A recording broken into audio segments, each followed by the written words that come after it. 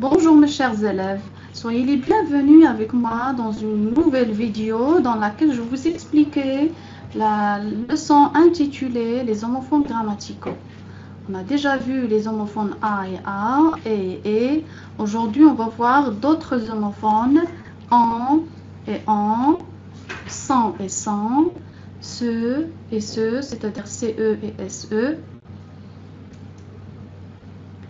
Qu'est-ce que ça veut dire un homophone? Les homophones sont des mots qui se prononcent de la même façon, mais qui ont des orthographes différentes, c'est-à-dire ils s'écrivent différemment. Les homophones en et en. Alors, il ne faut pas confondre en ON et ONT. Pour en, ONT, c'est le verbe avoir au présent de l'indicatif à la troisième personne du pluriel. Il peut être remplacé par avait, c'est-à-dire le verbe avoir à l'imparfait. Mais pour en, c'est un pronom personnel. Il peut être remplacé par il ou bien elle. Par exemple, ils ont besoin de beaucoup d'espace. Ici, je peux le remplacer par avait. Je peux dire ils avaient besoin de beaucoup d'espace. Mais pour la deuxième phrase, on doit se laver les mains régulièrement. On ne peut pas dire avait doit se laver les mains régulièrement. Et puisqu'on ne peut pas remplacer en par avait, c'est-à-dire c'est pas le verbe avoir, ça c'est le sujet, c'est le pronom personnel qu'on peut remplacer par il. On peut dire il doit se laver les mains régulièrement.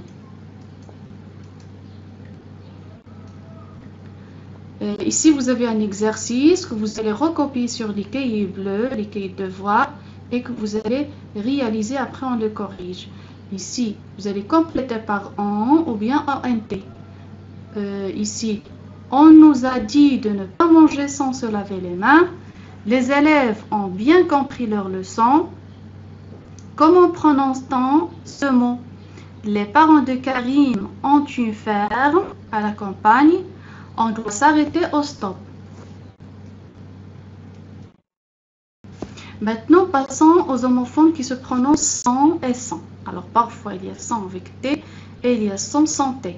Alors, on va voir quand est-ce qu'on utilise sans avec T et quand est-ce qu'on utilise sans T. On va commencer par les exemples. Certains sont très petits. Alors, comme vous voyez ici, le verbe ici, c'est sans, et je peux le remplacer par été. Je peux dire certains étaient très petits, si on a changé le temps de la phrase. Alors, c'est valable, on peut le dire, c'est-à-dire ici, c'est le verbe être. Ici, le verbe être au présent de l'indicatif, et on peut le remplacer par le verbe être à l'imparfait. Mais ici, regardez, chacun a 100 livres. Je ne peux pas dire chacun a été livre. On ne peut pas le dire, c'est-à-dire ce n'est pas le verbe être ici qui manque. Comme vous voyez, ça c'est un nom, alors ici c'est un déterminant qui ne manque, et ça s'appelle un déterminant possessif. Je peux le remplacer, si j'ai changé la phrase au pluriel, je peux le remplacer par c'est. Chacun a ses livres. Alors ici, regardez, la règle ne confond pas sans et sans. Sans est le verbe être au présent de l'indicatif à la troisième personne du pluriel. Il peut être remplacé par été si on a changé le temps de la phrase au passé. Mais sans est un déterminant possessif. Il peut être remplacé par c'est si on a changé la phrase au pluriel. La même chose ici, c'est à vous de jouer. Vous avez un exercice, vous allez compléter par sans ou bien sans avec T. D'après sans, vous allez entourer la bonne réponse. D'après son père et son oncle, ces plantes sont toxiques. Ces pneus sont trop usés. C'est pourquoi elle a porté son auto au garage. Ce ne sont pas de gros travaux et il peut prendre tout son temps. Son permis de conduire et sa carte d'assurance maladie sont périmés. Alors réfléchissez bien et entourez la bonne réponse. Maintenant, passons aux homophones se et ce. Alors parfois, on doit réfléchir bien avant d'utiliser ces homophones SE et CE. On va commencer avec les phrases. Alors ici, Ali se brosse les dents. Alors vous voyez ici ce, il est suivi d'un verbe. Brosse, c'est un verbe. Ali, c'est le sujet. Se brosse, c'est le verbe. Se brosse quoi? Les dents. Les dents, c'est un complément d'objet direct. Ici, si je commence la phrase par je peux remplacer ce par me. Je me brosse les dents. Alors vous voyez ici, il est suivi d'un verbe. Mais ici, ce texte est écrit par Arthur. Alors comme vous voyez ici, texte c'est un nom, ce n'est pas un verbe. C'est-à-dire que ce ici c'est un déterminant. C'est un déterminant démonstratif. Je peux le remplacer si on a changé la phrase au pluriel par C. Mais ici je peux pas remplacer SE par C. Non, ici ces textes sont écrits par Arthur. Alors on appelle SE, c'est un pronom de la troisième personne du singulier. Il est toujours placé devant un verbe. Toujours il est suivi d'un verbe. Il peut être remplacé par me ou te lorsque l'on change de personne. On peut dire aussi ici, tu te brosses les dents. Mais pour CE, c'est un déterminant démonstratif. C'est pour montrer une chose, un objet ou bien une personne. Il est toujours précédé d'un nom masculin singulier. Il accompagne un nom et peut être remplacé par C. Si on a changé on a transformé la phrase au pluriel, on peut le changer par C. Alors c'est à vous de jouer.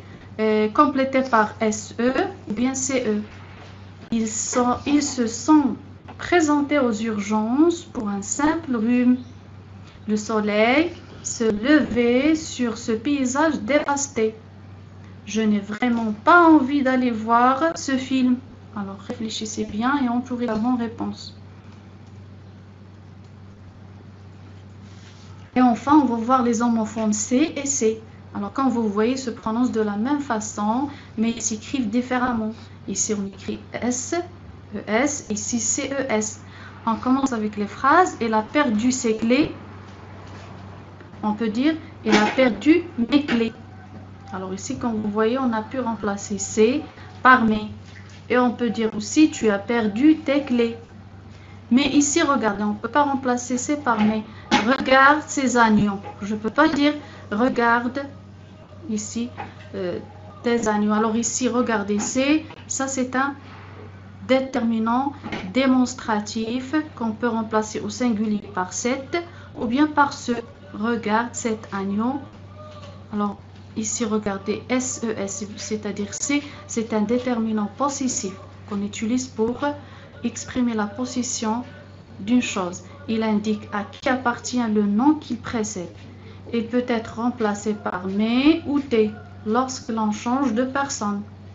Mais CES, c'est un déterminant démonstratif qu'on utilise pour montrer un objet ou bien une personne, des objets ou bien des personnes, c'est-à-dire pluriel.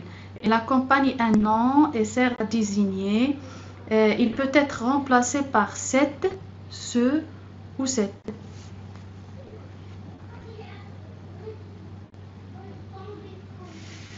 Alors maintenant, recopiez l'exercice sur vos cahiers de devoirs. Essayez de compléter avec C ou bien C avec C. J'ai parlé à Mohamed. Ses oncles viendront nous visiter demain soir. Couvre-toi bien. Ces prochaines nuits seront plus froides. Nada a rangé sa bibliothèque et a classé ses livres par ordre alphabétique. Alors, en résumé, vous voyez ici, c'est une liste des homophones grammaticaux. Alors, on a vu l'homophone ici. Il ne faut pas confondre sans et sans. Alors, on a dit pour sans, on peut le remplacer par mon si on a changé de personne. Mais sans avec t, on peut la remplacer avec été si on a changé le temps de la phrase. Ça, c'est le verbe être au présent de l'indicatif. Ici, c'est le verbe être à l'imparfait. La même chose pour on et en. Alors, pour on avec t, c'est le verbe avoir au présent de l'indicatif.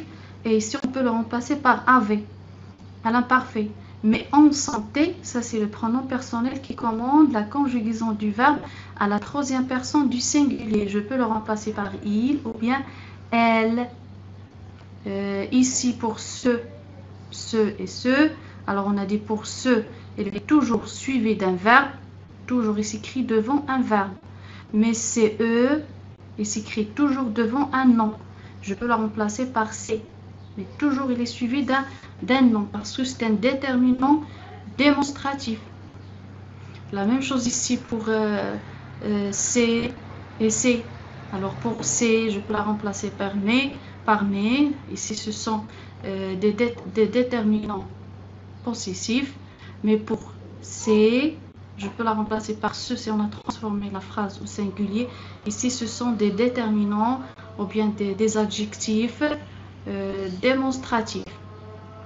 La même chose ici pour A et A accent. Alors, on a dit pour A sans accent, c'est le verbe avoir. Je peux la remplacer par avait, c'est-à-dire si on a changé le temps de la phrase à la parfait. Mais A accent, c'est la préposition. Pour et, on a dit et, on peut la remplacer par était, car c'est le verbe être présent de l'indicatif ici. Et si j'ai changé le temps de la phrase, j'ai écrit était avec AIT.